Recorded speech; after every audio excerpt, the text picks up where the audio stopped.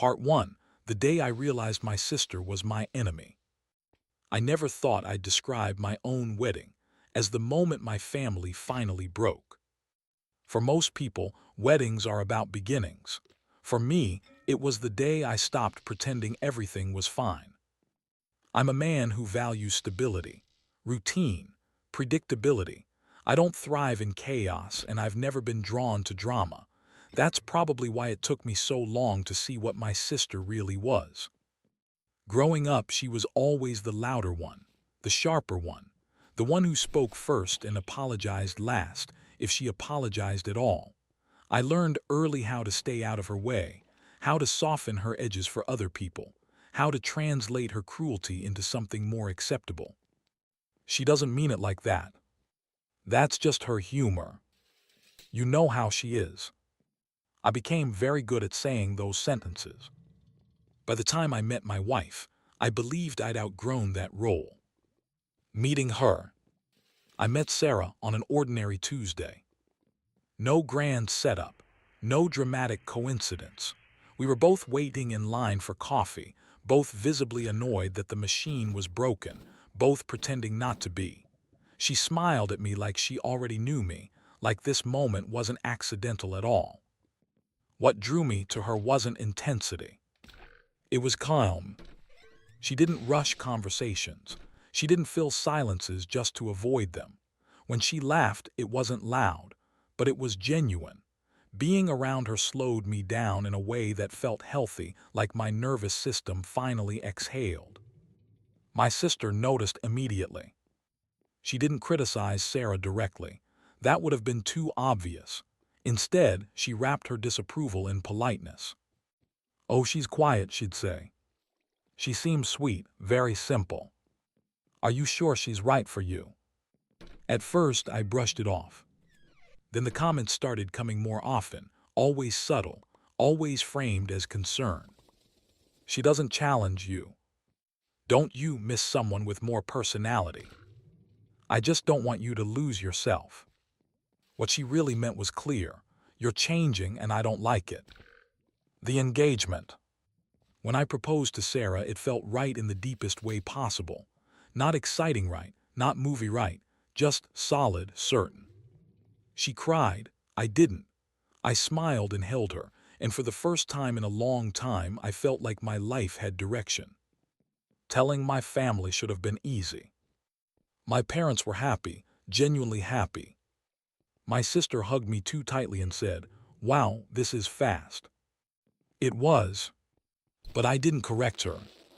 The build-up, wedding planning, revealed sides of her I should have taken more seriously. She insisted on being involved in everything: guest list, seating, music, speeches. "I'm your sister," she said. "Of course I should help." Against my instincts, I agreed. I even asked her to stand beside me at the altar. People thought it was sweet, progressive, symbolic. Sarah hesitated. Not dramatically, not emotionally, just one quiet question one night while we were lying in bed. "Are you sure about her role?" I told her yes. "That's on me." The morning of. The morning of the wedding, I felt calm. No nerves, no doubt, just focus.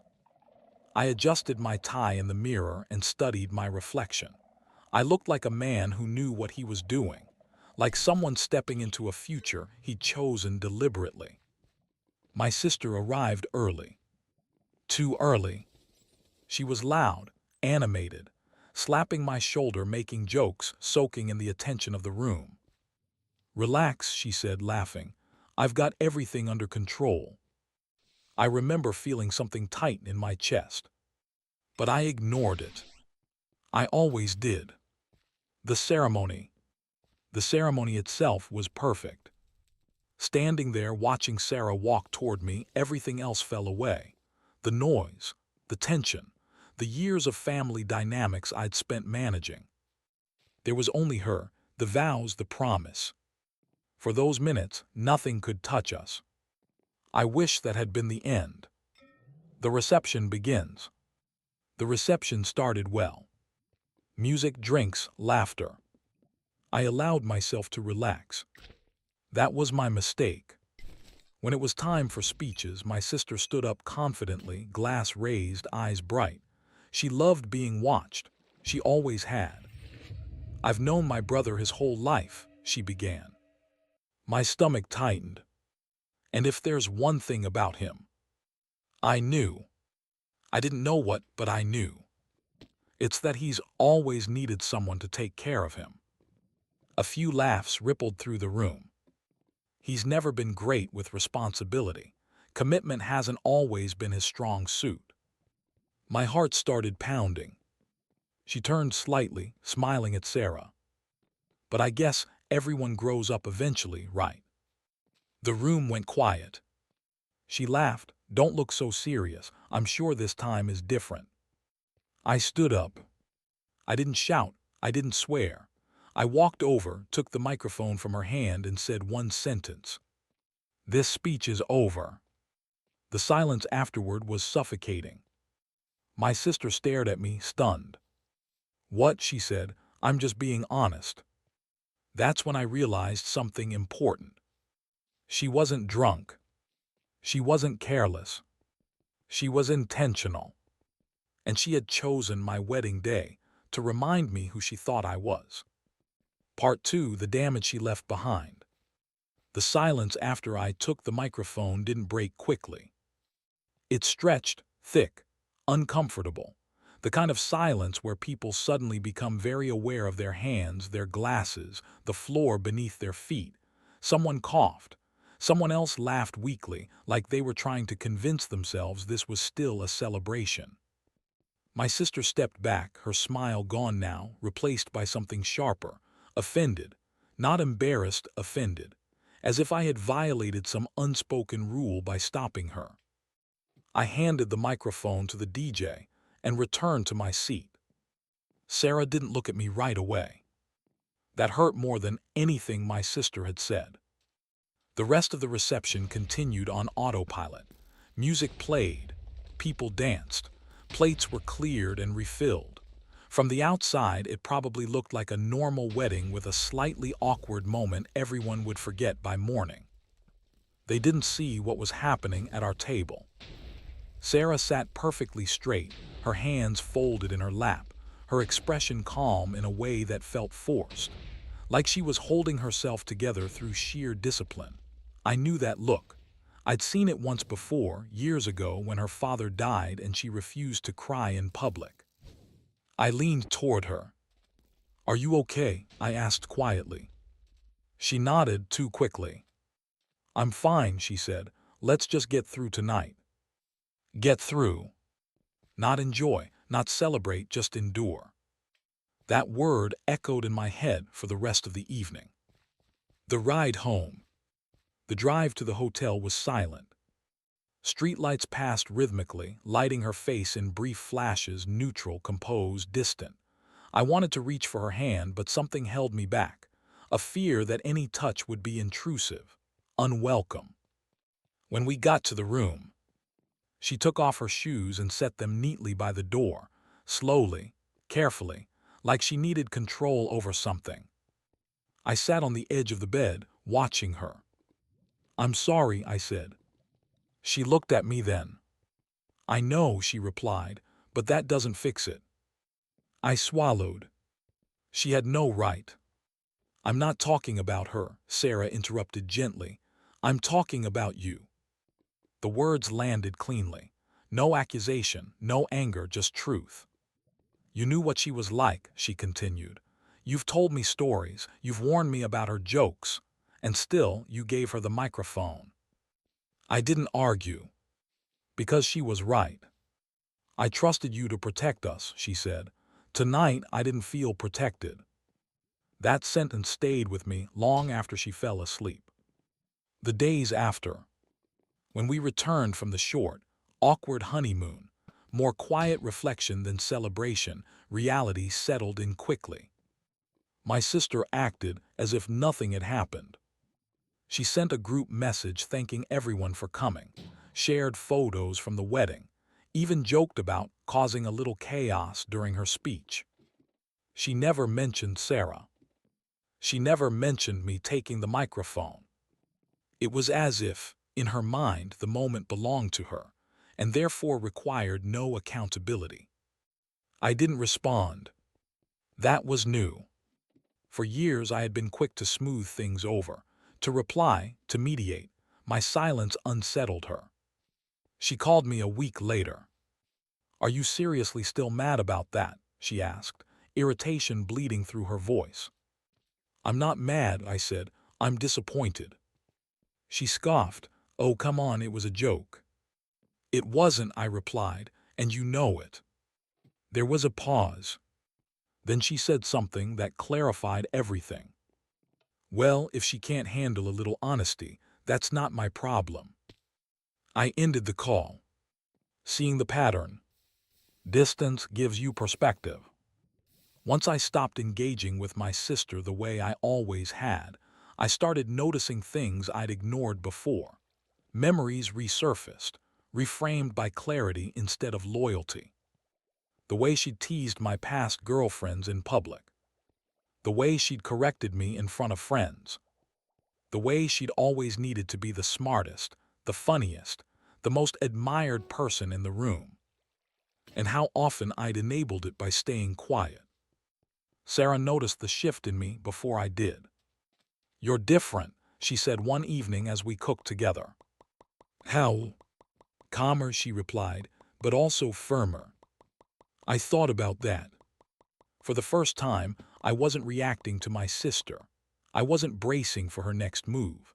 I was simply living my life without adjusting it around her presence. She didn't like that. The first pushback. At the next family gathering, my sister tried to reclaim control. She made pointed comments, subtle digs, small jokes aimed at testing whether I'd fall back into place. "So married life treating you okay?" she said with a smirk. "Or is it already restrictive?" I looked at her calmly. "It's good," I said, "because it's built on respect." The word respect hung there. She laughed it off, but I saw the flicker in her eyes, annoyance, uncertainty. I wasn't playing my old role anymore. And she didn't know what to do with that. A line drawn. Later that night, she pulled me aside. "You've changed," she said. "Sarah's gotten into your head." I shook my head. "No," I replied. "I just finally grew one of my own." She stared at me, genuinely shocked. That was the moment our relationship shifted permanently. Not with a fight, not with shouting, but with a boundary. What changed between us? Sarah and I talked more after that. Not about my sister specifically, but about expectations, about protection, about what it means to be partners instead of just two people in love. I listened, and I acted.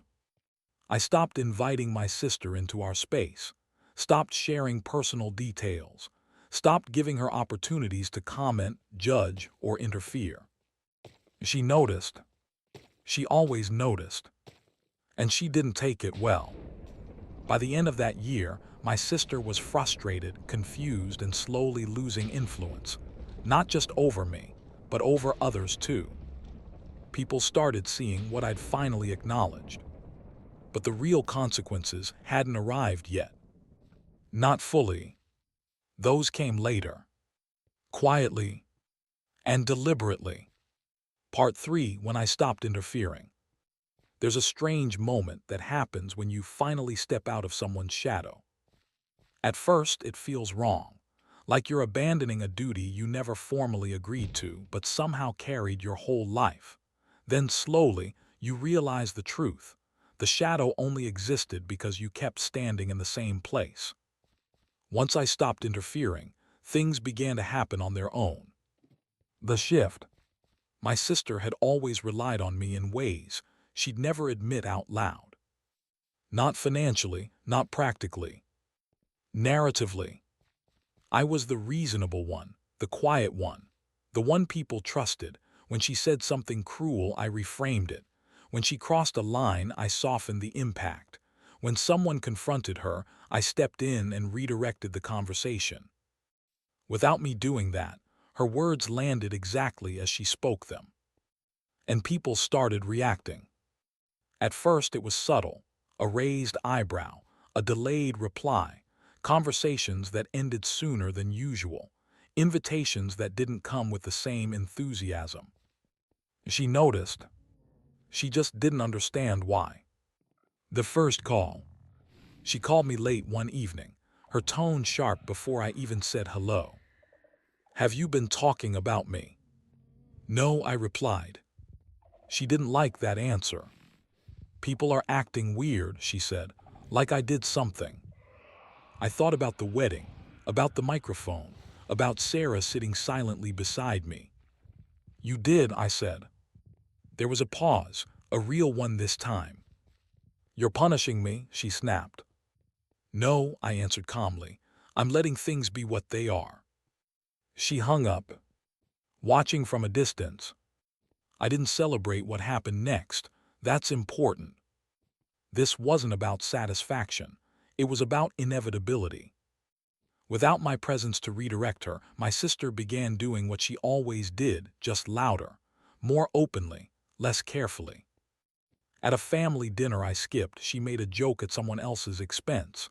Normally, I would have stepped in, smoothed it out, changed the subject. No one did. The joke sat there, uncomfortable, exposed. Another time, she corrected a coworker in public, a sharp comment, a familiar tone. This time, it was documented. Complaints didn't explode all at once. They accumulated, quietly, officially. Sarah's perspective. One night, Sarah sat beside me on the couch, her legs tucked under her, a mug warming her hands. "I think she's unraveling," she said gently. I didn't respond right away. "I'm not enjoying it," I finally said. "I just don't feel responsible anymore." Sarah nodded. "That's healthy," she said, "not cruel." That distinction mattered to me. The confrontation. The confrontation came at a family gathering I almost didn't attend. My sister cornered me in the kitchen, her voice low, urgent. "You're letting people think I'm the problem," she said. I leaned back against the counter, calm. "I'm not stopping them," I replied. Her eyes flashed. "You owe me," she hissed, "after everything I've done for you." That sentence unlocked something in my mind. "For me," I asked, "or for yourself?" She froze. "You liked being needed," I continued. "You liked having control, and when I took it back, you lost your balance." "You're choosing her over me," she said. "Yes," I answered without hesitation. That hurt her more than anything else I could have said. The consequences set in. From that point on, things moved faster. At work, she was passed over for a role she expected to get, not because of one incident, but because of a pattern. In her social circle, people stopped confiding in her, stopped inviting her into private moments. She became reactive, defensive, bitter. And bitterness, when it's been hidden behind charm for years, is impossible to disguise once it surfaces. The moment I knew. The moment I knew things were irreversible came unexpectedly. She sent me a long message one night, pages of accusations, twisted memories, claims that I had changed, that I was cruel, that Sarah had turned me against her. I read it once. Then I deleted it. I didn't reply. For the first time in my life, I chose silence not as avoidance, but as an answer. What I learned about power. Power isn't loud. It isn't dominance. It isn't control. Power is knowing when to step back and let reality do the work. My sister spent years crafting a version of herself that only functioned if someone else kept reinforcing it. I stopped, and it collapsed under its own weight. Where we stand now, we don't speak. Not because I hate her, but because there's nothing left to say that wouldn't restart the same cycle. Sarah and I are stronger now, not because the conflict disappeared, but because we faced it together and chose each other without hesitation. And if there's one thing I'd tell anyone listening to this story, it's this. Sometimes the most devastating thing you can do to someone who thrives on control is take your hands off the wheel. Art 4, the quiet ending. There was no final explosion, no dramatic confrontation, no last argument where everything was finally said. The end came the way most real endings do, quietly, without asking for permission. The last attempt. Months passed without contact. At first, I expected another message, another attempt to pull me back into the role I'd played my entire life. When nothing came, I realized something unsettling. She was waiting, waiting for me to feel guilty, waiting for me to miss her, waiting for me to break the silence first. I didn't. The last attempt came on a random afternoon. I was at work when my phone buzzed with a message from an unknown number. "It's me, I don't have your number anymore." That alone told me everything I needed to know. I stared at the screen longer than I expected to, not because I was tempted, but because I was tired, tired in a way that felt old, deep, earned. I replied with one sentence. "I hope you're well." Nothing more. She responded immediately. "That's it after everything." I didn't answer. That was the moment the door closed. The aftermath nobody talks about. People talk about cutting someone off like it's empowering, like it feels good, like there's a rush to it. There is. What there is space. At first, the space feels wrong, empty, like you forgot something important somewhere and can't remember what it was. I found myself thinking about her at random moments, at the grocery store, in the car, when something mildly funny happened and my instinct was to text her. Each time I stopped, and each time the urge faded faster. That's how you know you're healing, not when it stops hurting, but when it stops pulling. Who she became without me. I heard things, of course. You always do. She moved jobs, lost touch with people she once called close friends. Family gatherings became smaller, more divided. Some relatives blamed me. Others didn't say anything, which told me more than words ever could. I wasn't interested in defending myself anymore. People who wanted to understand already did. People who didn't never would. That was another lesson I learned too late and finally accepted. My marriage after the storm. Sarah and I didn't come out of this untouched. There were conversations that were uncomfortable, honest, necessary. She told me things I didn't want to hear, about how exposed she'd felt, how alone she'd felt sitting there while my sister spoke, how she'd wondered if that dynamic would always exist in our life. I didn't argue. I listened. And then I changed. Not with promises, with actions. I stopped minimizing my family's behavior. Stopped asking Sarah to be patient. Stopped expecting her to adapt to dysfunction I should have addressed years earlier. That's what being a husband actually means. Not choosing your partner when it's easy, but when it costs you something.